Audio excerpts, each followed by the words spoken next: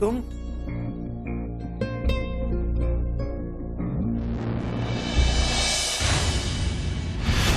ये सब क्या है?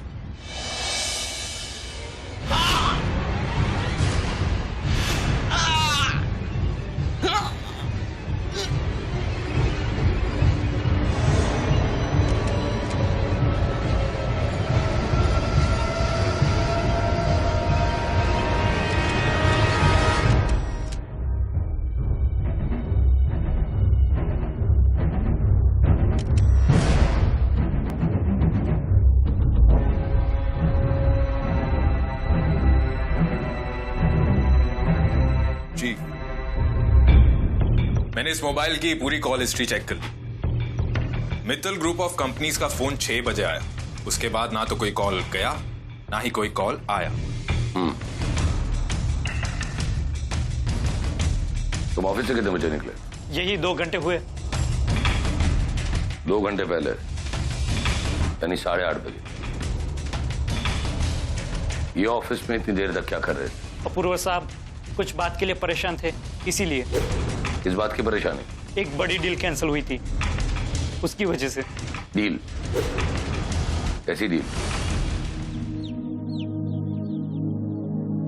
पता नहीं ये सब क्या हो गया, किसकी नजर लग गई। अब तक तो सब कुछ ठीक चल रहा था। किसने किया इनका कत्ल? और मेरी तो समझ में नहीं आता है उसने क्या हासिल किया। क्या? देखिए साधना जी, आप शांत हो जाइए। जो होना था सो हो गया, और हम लोग यहाँ इसीलिए आए हैं ताकि हम आपके पति के कातिल को ढूंढ सकें। साधना जी, आप हमें एक बात बताइए। मित्तल ग्रुप ऑफ कंपनीज ने डील कैंसिल कर दी थी क्योंकि कंसाइनमेंट डिले हो गया था, और फिर शाम को कंपनी से अपूर्वा को फोन आया था और उसे 1 महीने की मोहलत दी गई थी। अब ये तो अपूर्व के लिए बड़ी खुशी की बात थी क्योंकि वो डूबने से बच गया था। पर साधना जी, मैनेजर ने जो कहानी हमें बताई वो तो कुछ अलग ही बात कहती है। फिर हकीकत है क्या? आखिर अपूर्व इतना परेशान क्यों था? क्या उसकी किसी से दुश्मनी थी? जी नहीं, उनका कोई भी दुश्मन नहीं था। अगर ऐसा होता तो वो मुझे जरूर बताते थे। एक बात बताइए, ऐसी कौन सी वजह थी? I mean, ना ही ये बात ऑफिस में किसी को पता है और ना ही घर में। सॉरी टू से मिसेस साधना, लेकिन आपके पति के साथ आपके रिश्ते कैसे थे? क्या मतलब है आपका? देखिए, मेरा मतलब ये है कि आप दोनों की अंडरस्टैंडिंग कैसी थी? हम दोनों के रिश्ते अच्छे थे। हम दोनों के बीच ऐसी कोई भी बात नहीं थी जो हम एक दूसरे से छुपाते थे। साधना जी, आप लोगों का कभी किसी बात को लेकर झगड़ा? जी नहीं। याद कीजिए, अमीरी में ना सही लेकिन गरीबी में जरूर हुए होंगे। जी नहीं, मम्मी पापा के बीच में कभी भी कोई भी झगड़ा नहीं हुआ।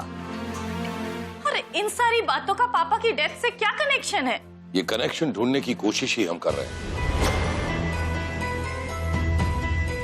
आपके पापा अपूर्व पिछले 2 साल में अचानक अमीर हो गए, और जब कोई भी इंसान इतने कम वक्त में अमीर हो जाता है तो उसके बहुत सारे दुश्मन पैदा हो जाते हैं।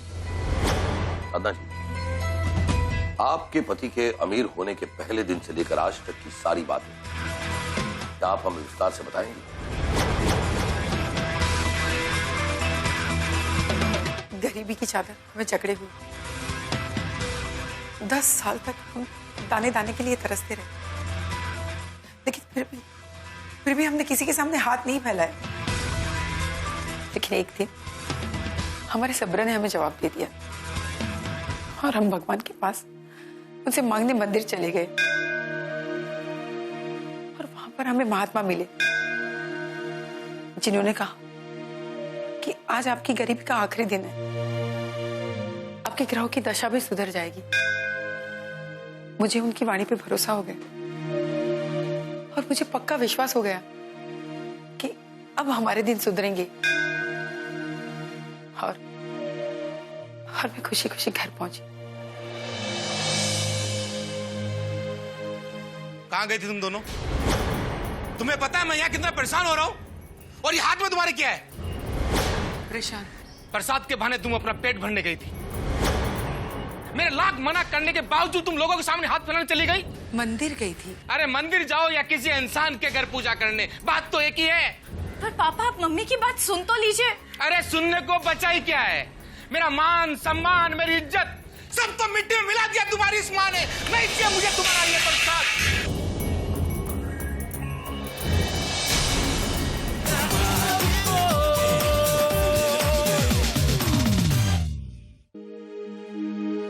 आपके इसी अहंकार ने आपको बर्बाद करके रख दिया है, और आपके कर्मों की सजा हम सब भुगत रहे हैं।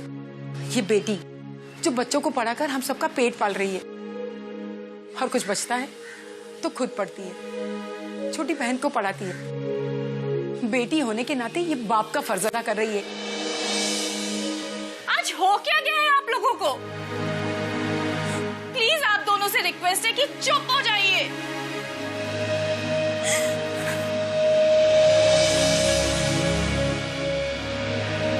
आप नाराज मत होइए जी, मैं भी तो एक इंसान हूं। कब तक सहती? मैं मांगने जरूर गई थी, पर मैं कुछ नहीं मांग सकी। वहां मांगने से पहले मुझे एक महात्मा मिल गए, और उन्होंने कहा कि आज हमारे कष्ट का आखिरी दिन है। हाँ,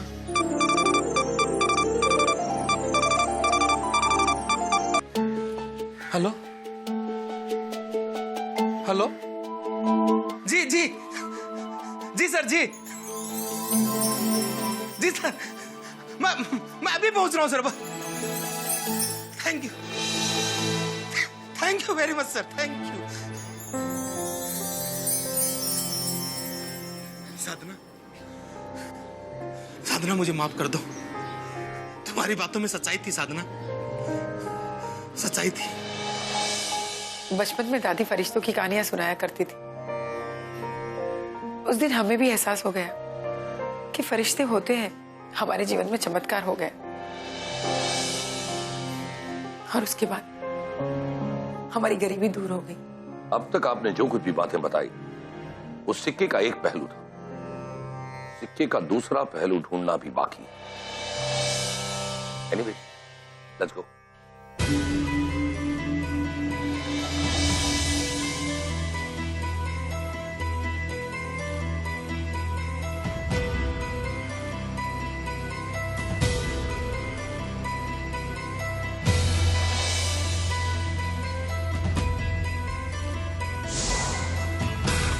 दादाजी, आपको मंदिर में जो महात्मा मिले थे वो कौन? आदमी के रूप में भगवान है। इनका काम होते ही मैं उन्हें धन्यवाद देने के लिए मंदिर गई। और वो वहां नहीं थी। पता नहीं कहां से आए और कहां चले गए।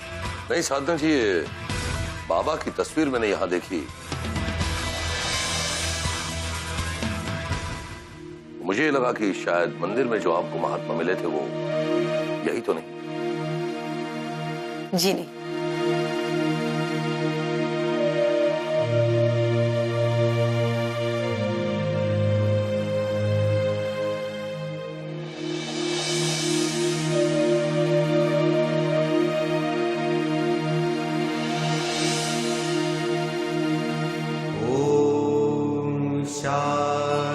संसार एक माया है, मोह है,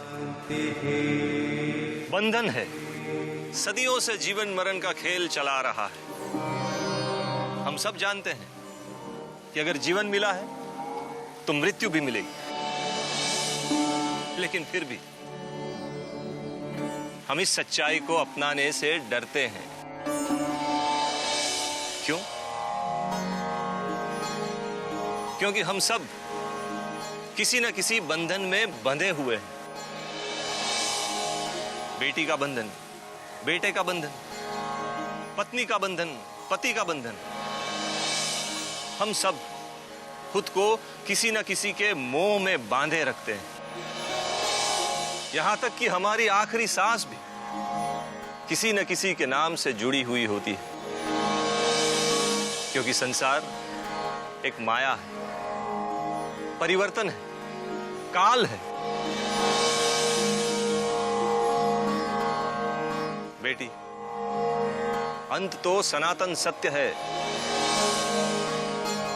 तुम्हारे साथ जो हुआ वो होना ही था। उनका अंत हुआ आज, कल हम में से किसी एक का होगा। अंत होना ही है। चिंता मत करो बेटी, बुरा वक्त है, ये भी टल जाएगा। सद्गमय तमसो मां ज्योतिर्गमय। हरिओम। मृत्योर्मा अमृतं गमय। ओम शांति।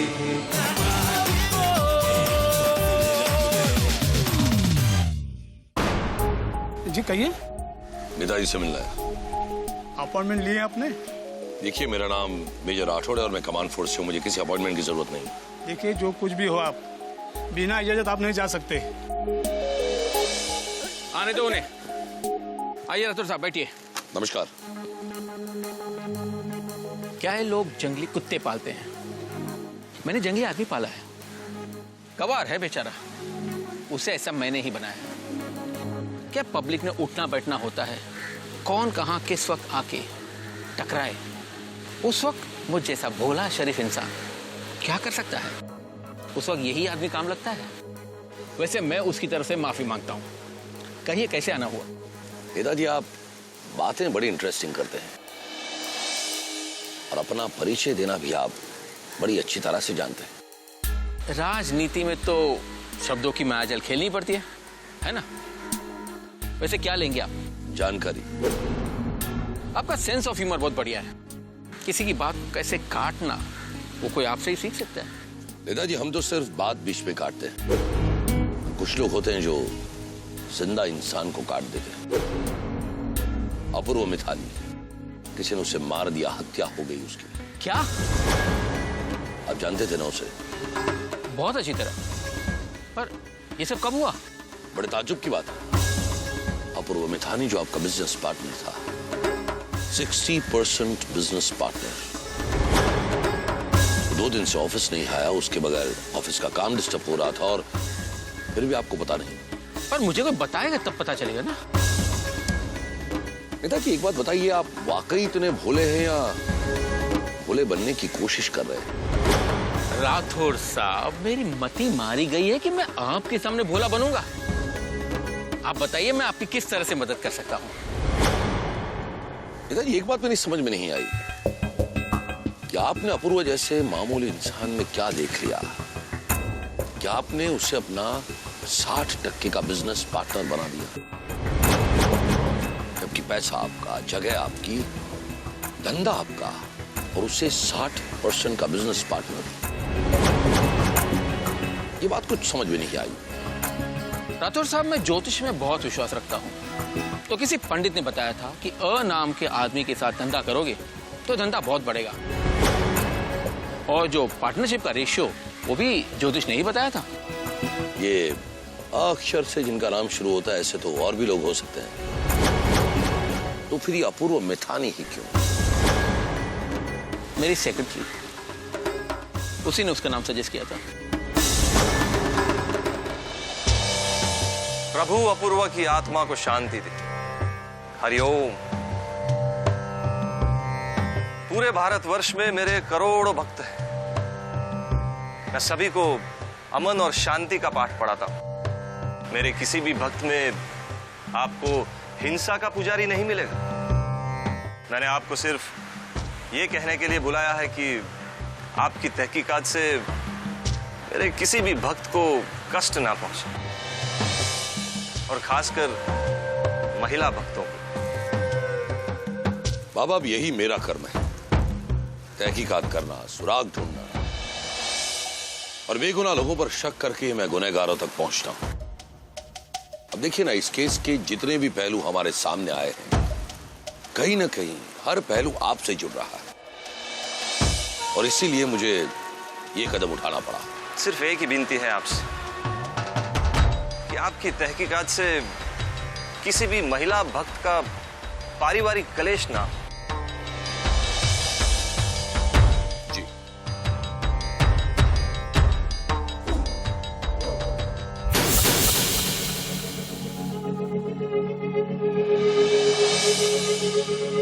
बाबा, अभी भी मेरे दिमाग में एक सवाल उठा है कि मुंबई में आपके इतने सारे भक्त हैं, वो सारे भक्त आपसे मिलने से पहले तो गरीब थे, पर जैसे ही आपका हाथ उनके सर पर पड़ा, वो सारे अमीर हो गए। ये कैसे? प्रभु की लीला है ये सब। मैं तो निमित्त मात्र, एक जरिया।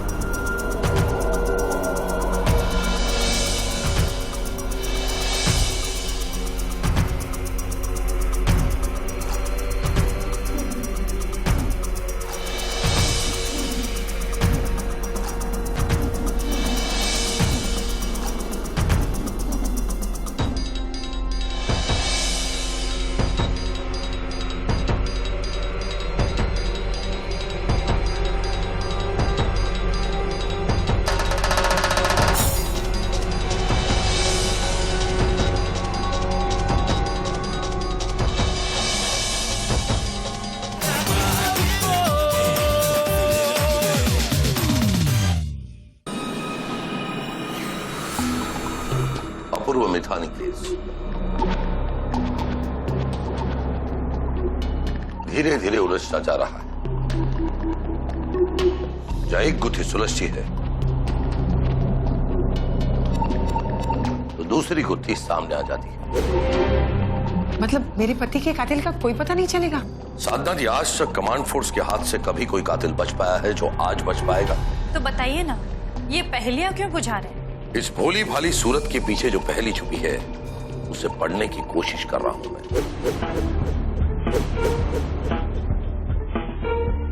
आप कहना क्या चाहते हैं? साफ साफ कहिए। एक ऐसी लड़की जो अपने गरीबी के समय में छोटे छोटे बच्चों को इधर उधर से पैसे जमा कर कर पढ़ाया करती थी, और अमीर बनते ही उस लड़की ने खुद अपनी पढ़ाई छोड़ दी। पहली नंबर 1, मिथानी एंड मिथानी कम्युनिकेशन। ऐसी कंपनी को चलाने के लिए एक ऐसे इंसान की जरूरत होती है जिसके पास मैनेजमेंट की डिग्री हो। और इस कंपनी को तुम चला रही, तुम जो एक साइंस स्टूडेंट हो, और तुमने अभी तक अपनी डिग्री भी हासिल नहीं की। पहली नंबर 2। और तुम्हारी गरीबी में तुम जिस लड़के से बेइंतहा मोहब्बत करती थी, जिस लड़के पर मर मिटने के लिए तुमने कस्में खाई, अमीरी का रंग चढ़ते ही तुमने अपने उस प्यार को भुला दिया। पहली नंबर 3। पर ये सारी बातें तो मैं आप लोगों को पहले भी बता चुकी हूँ, तो अब मेरी आखिरी पहली बतानी अभी बाकी है।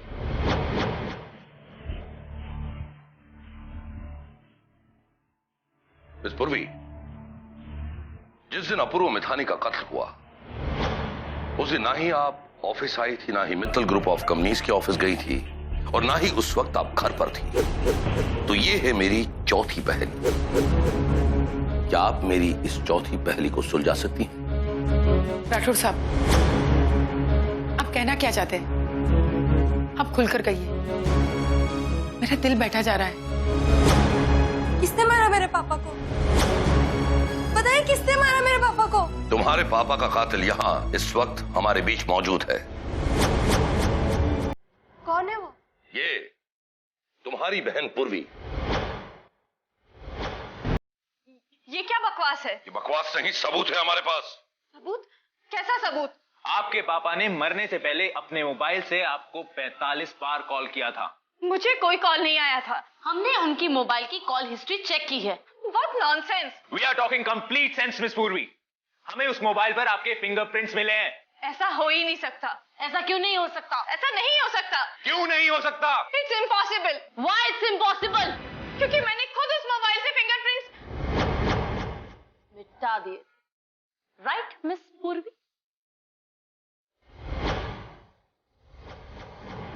हाँ मिस पूर्वी, आपने आपके पापा के मोबाइल से फिंगरप्रिंट्स मिटा दिए थे, और आपने आपके पापा के मोबाइल की पूरी कॉल हिस्ट्री भी डिलीट कर दी थी। हमने टेलीफोन कंपनी से आपके पापा के मोबाइल का कॉल रिकॉर्ड मंगवाया, और इससे साफ साबित होता है कि आपके पापा ने आपको 45 मिस्ड कॉल किए थे। क्या किया था अपूर्व मिथानी ने कि वो अचानक तुम्हारे पापा से बाप बन गया? जवाब दो। तुम्हारी इस खामोशी का जवाब सिर्फ एक ही शख्स दे सकता है।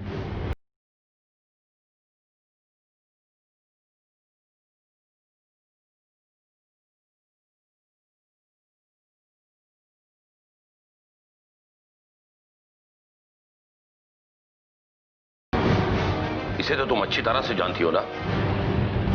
समीर, तुम दोनों तो एक दूसरे से बेहद प्यार करते थे, फिर अलग क्यों हो गए? सर, ये लड़की मुझसे प्यार करती थी, लेकिन इसका किसी और के साथ नाजायज संबंध था।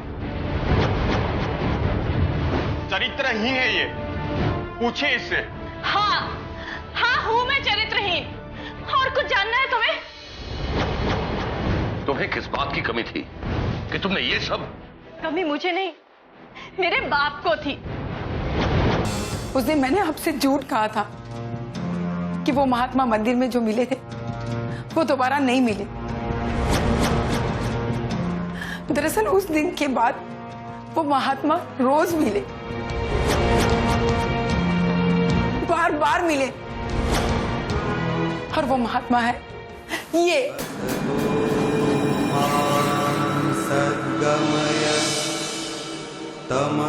तुम्हारे चेहरे पे जो कष्ट की रेखा है बहुत दुख भरी है। असहनीय पीड़ा झेल रही हो बेटी। हमारे समीप आओ, हम तुम्हारी सारी पीड़ा हर लेंगे। आओ बेटी। शांति। हरिओम हरिओम।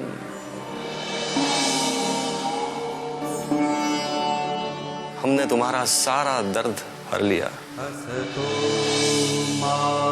जाओ, हमारे शिष्य को अपना घर का टेलीफोन नंबर दे दो।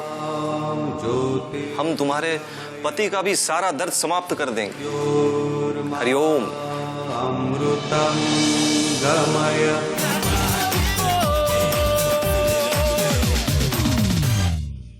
मेरे पति को जो फोन आया था वो कोई चमत्कार नहीं था। वो बाबा ने फोन करवाया था नेता से। उनका बिजनेस अच्छा चलने लगा तो मैं मंदिर उन्हें धन्यवाद करने दोबारा गई थी। सारे कष्टों का निवारण हो गया बेटी? हाँ बाबा, आप देवता हैं। हरिओम। मैं आपका बहुत बहुत धन्यवाद करने आई हूँ। बस आपके आशीर्वाद हमेशा मिले। मिलेगा, अवश्य मिलेगा। हमारे साथ आओ।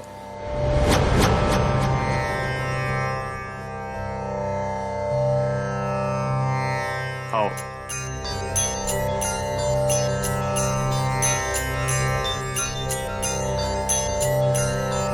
घबराओ मत बालिके, आओ हमारे साथ, आओ।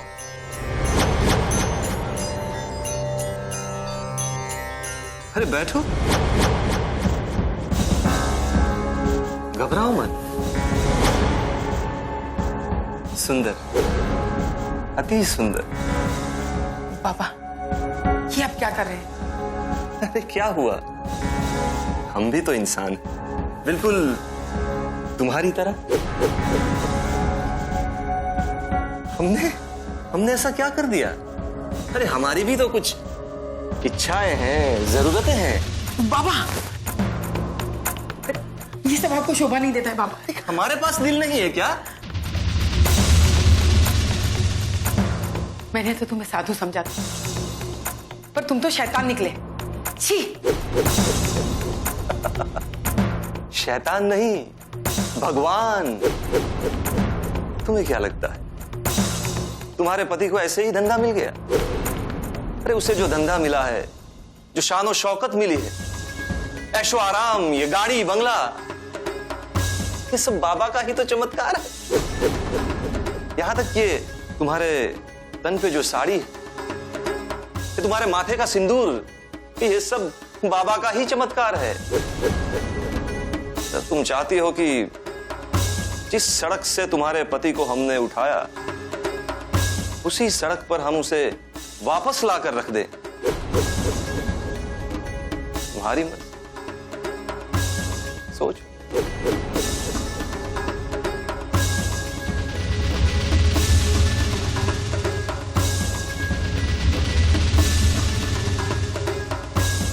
आओ बालिके, आओ।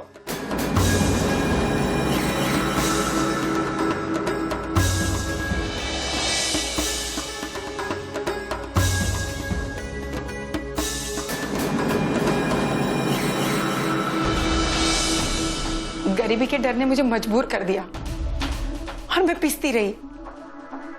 6 महीने तक ये सिलसिला चलता रहा। और एक दिन हरिओम। साधना, हम एक सच्चे इंसान, और अब सच्चाई खुलने का वक्त आ गया। आ जाओ भीतर। बाबा, आपने मुझे बुलाया?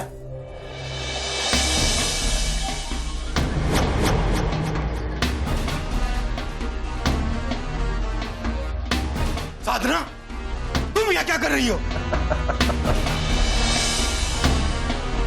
भाई, इसमें इतना हैरान होने की क्या बात? तुम्हें क्या लगा ये तुम्हारा बिजनेस है, शान और शौकत है, सब क्या तुम्हारी वजह से है? अरे ये सब तो तुम्हारी बीवी की वजह से है। ये 7 स्टार ट्रीटमेंट जो तुम्हें मिलती है, वो भी उसी की वजह से है। अपूर्व, ये संसार है, संसार में लेन देन तो चलता ही रहता है। तुम्हें धन मिला, यश मिला, तो बदले में मुझे कुछ मिल गया, तो इतनी हैरानी क्यों? समझ रहे हो ना अपूर्व? हाँ बाबा, मैं समझ गया। गरीबी की मार और बाबा से मिले पैसों के खो जाने के डर से पहले मैं झुकी, फिर मेरे पति झुके, और अब अपूर्व खुद मुझे भेजने लगे। और एक बार तो बाबा ने उन्हें धमकी भी दी कि उन्होंने जो कुछ भी दिया है वो सब वापस ले लेंगे। बाबा, इतना सब कुछ होने के बाद ये सब वापस मत छीनिए। तो क्या करें? अरे करना पड़ता है ये सब। तुम अब प्रसाद बन चुकी हो और प्रसाद को रखा नहीं जाता, बांटा जाता है। साधना, मैं समझाता हूं तुम्हें। अब बाबा को तुम में कोई रस दिखाई नहीं दे रहा, क्योंकि बाबा को मुझ में जो रस नजर आने लगा था, और मेरा बाप। तुम समझने की कोशिश क्यों नहीं कर रही? मुझे इस वक्त पैसों की सख्त जरूरत है, और पैसे कहां से आएंगे? बाबा से। और एक बार बाबा के पास जाने से, एक बार बाबा को खुद को समर्पित कर देने से अगर हमें सारे ऐशो आराम खुशियां मिलती है तो क्या फर्क पड़ता है? मैं खुद तुम्हें कहता हूं, ये कोई धंधा नहीं है, ये एक सौदा है। एक हाथ दो, दूसरे हाथ लो। समझ गए ना तुम?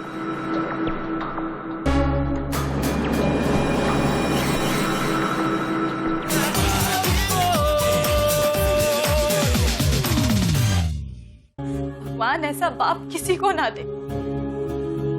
उस दिन मित्तल ग्रुप ने डील कैंसिल नहीं की थी, वो डील बाबा ने कैंसिल करवाई थी। क्या करें? मित्तल को बोलना पड़ा कि डील कैंसिल कर दे। मौसम बदला है तो धंधा मंदा होगा ही।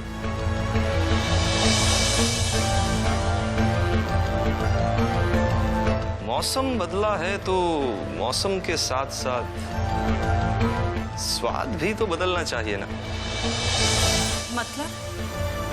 मतलब तुम अब बेस्वाद हो चुकी हो। जो स्वाद तुम्हारी बहन में है वो हरिओम, तुम अब प्रसाद बन चुकी हो, और प्रसाद को रखा नहीं जाता, बांटा जाता है। जो कहानी मेरी माँ के साथ हुई वही मेरे साथ हुई, और अब मिनी और मेरा बाप।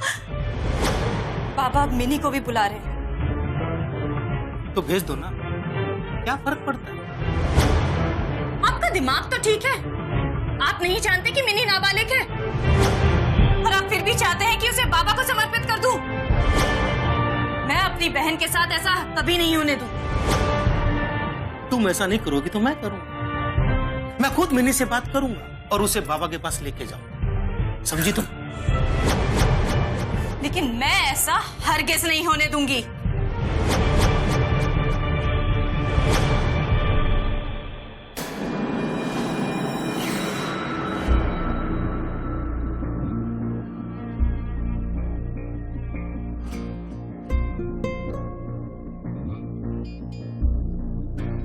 तुम ये सब क्या है?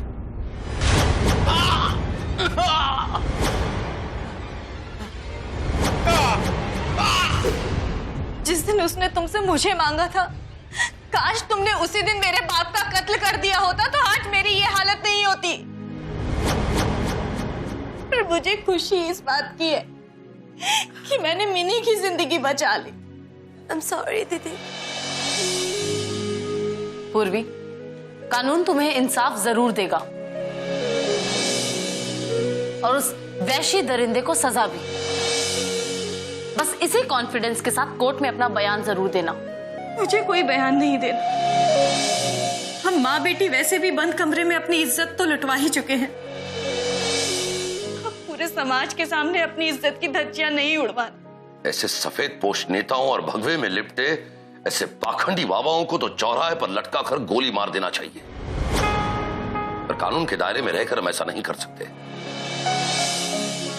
लेकिन अगर आप दोनों उनके खिलाफ बयान दे देंगी तो हम उन्हें जिंदगी भर जेल के सलाखों के पीछे तो धकेल ही सकते हैं। हमने कहा ना, हमें कोई बयान नहीं देना है, हमें हमारे हल पर छोड़ दीजिए।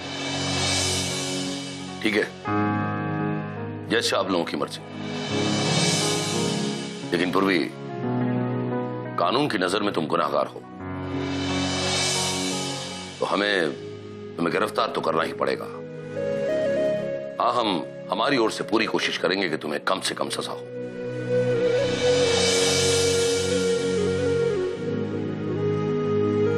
शहना, चलो पूर्वी।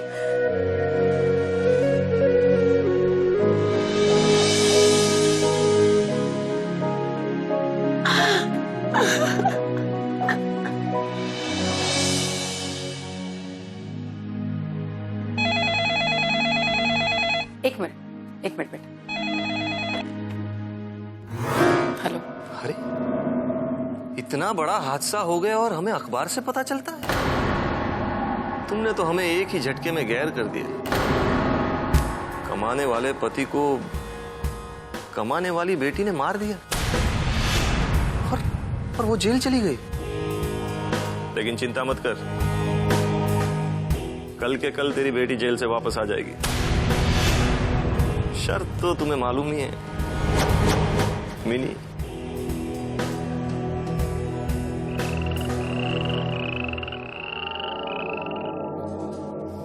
मत बहाना बना कि वो अभी बच्ची है।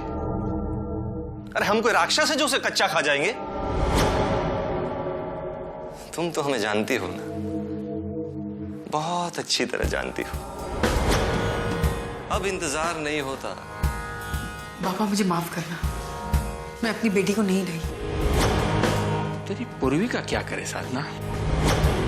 वो तो बेचारी जिंदगी भर जेल में सड़ती रहेगी। नहीं नहीं, मैं मेरी बेटी के बदले अपनी भतीजी को साथ लाई हूँ। बेटा इंदिरा,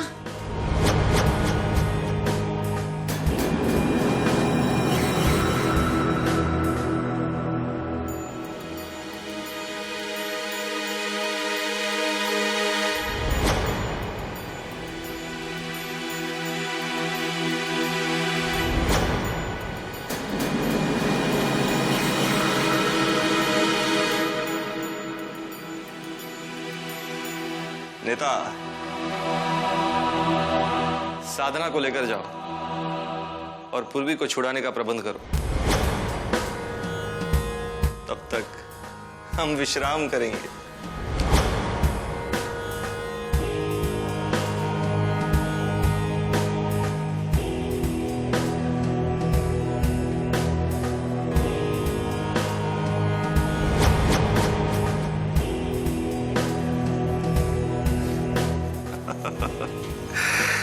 सुंदर, अति सुंदर। अरे हमें शर्म आ रही है। छुई मुई सी शर्मा गई तुम तो। अरे तुम्हारा नाम तो छुई मुई होना चाहिए। आओ, बाबा के समीप बैठो, डरो मत।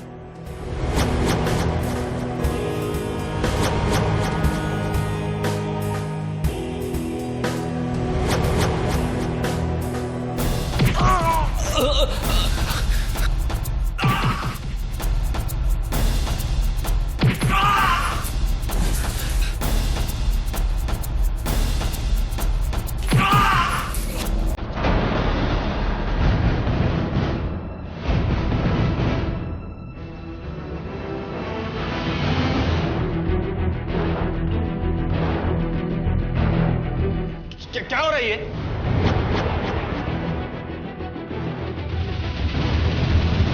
तुम्हें क्या लगा था कि तुम साधना जी जैसी भोली भाली औरतों के साथ हमेशा खिलवाड़ करते रहोगे और किसी को कुछ पता नहीं चलेगा? वैसे पता तो इस बार भी किसी को नहीं चलता, लेकिन जब तुमने साधना जी को फोन किया कि वो अपनी छोटी बेटी को तुम्हारे पास भेज दें, तब बदकिस्मती से हम वहां पहुंच गए।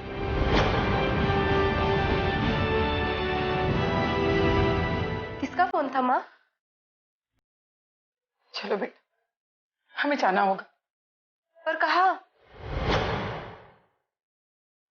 तुम्हारी बहन पूर्वी को हमें कैसे भी बचाना होगा।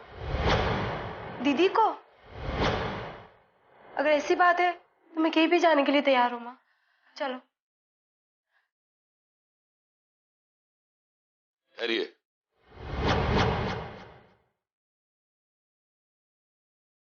देखिए साधना जी, अभी भी आपके पास वक्त है, एक बार फिर से सोच लीजिए। आप हमें हमारे हाल पर छोड़ दीजिए, हमें जाने दीजिए। ठीक है साधना जी, अगर आप जाना ही चाहती हैं तो आप जाइए, और आपकी बेटी मिनी के साथ नहीं, आपकी भतीजी के साथ। भतीजी? जी हाँ, आपकी भतीजी, कमांड फोर्स की नई काबिल ऑफिसर कैरल डिसोजा।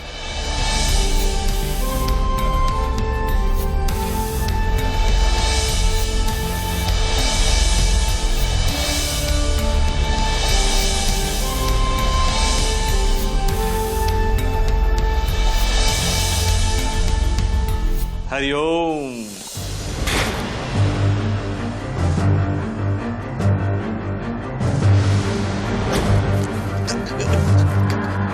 तुम हमें जानते नहीं हो, हमारी पहुंच बहुत ऊपर तक है, तुम कुछ साबित नहीं कर पाओगे। साबित तो हम कर चुके हैं ढोंगी बाबा। जब तुम हमारी ऑफिसर कैरल के साथ कमरे में बंद थे तो उसके बैग में फिटेड हिडन कैमरा के जरिए तुम्हारी रासलीला को जो नजारा है ना, ये पूरे हिंदुस्तान ने देखा है। तुम्हारा पर्दाफाश हो चुका है ढोंगी बाबा। तुम्हें क्या लगा था हमारे देश में साधना और पूर्वी जैसी कमजोर औरतें ही हैं? आज हमारे देश में कैरल जैसी औरतें भी हैं जो कि तुम जैसे ढोंगी बाबा का पर्दाफाश कर सकती हैं। और साधना जी, देखिए, तकलीफ तो हर इंसान की जिंदगी में आती है, पर इसका मतलब यह नहीं कि जब ऐसी तकलीफ आए तो आप ऐसे ढोंगी और पाखंडी बाबाओं के शरण में चली जाए। और इस पाखंडी के शरण में जाकर आखिर आपने क्या पाया? हा? आपकी एक बेटी जेल में है, आपके पति इस दुनिया में नहीं रहे, आपकी गृहस्थी बर्बाद हो गई, और आप जैसे कई लोग हैं हमारे देश में जो ऐसे पाखंडियों को बढ़ावा देते हैं। और बाबा, चलिए अब ले चलते हैं आपको आपके असली आश्रम में। ले चलो इसे।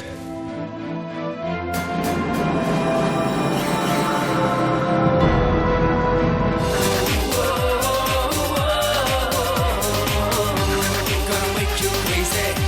Don't take it easy.